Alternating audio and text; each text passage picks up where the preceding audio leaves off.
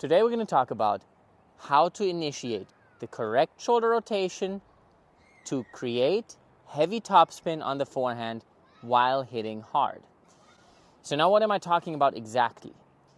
Whenever we're preparing for a forehand, we do our backswing, we rotate our shoulder sideways, and now we need to initiate our upper body rotation in our left shoulder in order to drag the racket forward and create the so-called whipping effect that you want on every forehand to create effortless power.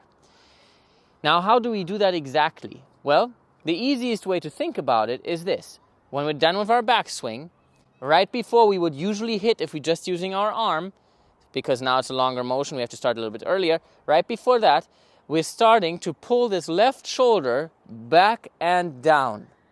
If we do that fast enough, our racket will move the exact opposite of that, forward and up. Why is that? Whenever our left shoulder moves back, the right shoulder will come forward. We're connected here. We can't do anything about that. So if our left shoulder moves far enough and fast enough, our right shoulder will move equivalently as fast, coming forward. Now that will drag our arm and our racket, creating the whipping effect that we want. Now, why do we have to push our left shoulder down? Well, if our left shoulder just went back like this and we just had horizontal rotation, this is what would happen to our arm and our racket. As you can see, that's not going to be good enough for us to hit a tennis ball cleanly, right? However, if I move this shoulder down on top of moving it horizontally, so I add a little bit of vertical rotation into the equation, this is what happens. I start here, and now look. Now my racket comes up automatically. I assure you, I'm not pulling it with my right arm. I use only my left shoulder to initiate this impulse that then gets my racket to move. The key point here is that this is much harder than it seems, because as soon as we relax our right arm enough to let it be pulled by the left shoulder, it seems like we're losing control. That's why we need a pretty strong grip depending on how hard we're pulling our left shoulder back and down and how fast we're trying to move our racket. Because the racket has to be controlled during this swing. That does not mean that we control the direction it swings in. It just means we're controlling the angle it points in.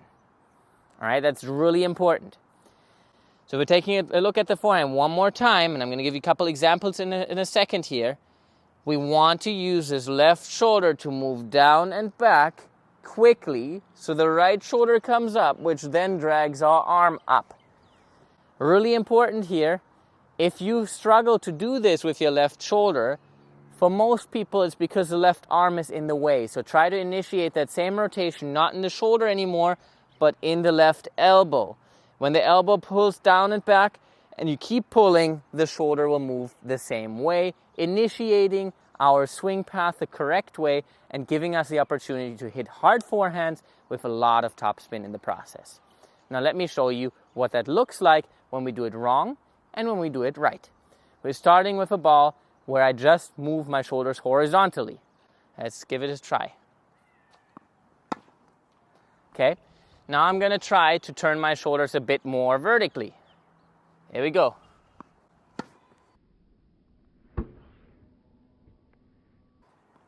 Okay, one more time. And here we go.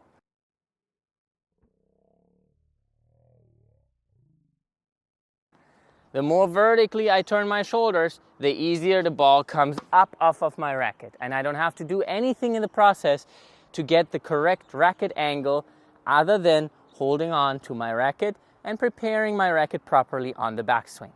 Hope you enjoyed this video. Please like and subscribe, and we'll see you guys soon.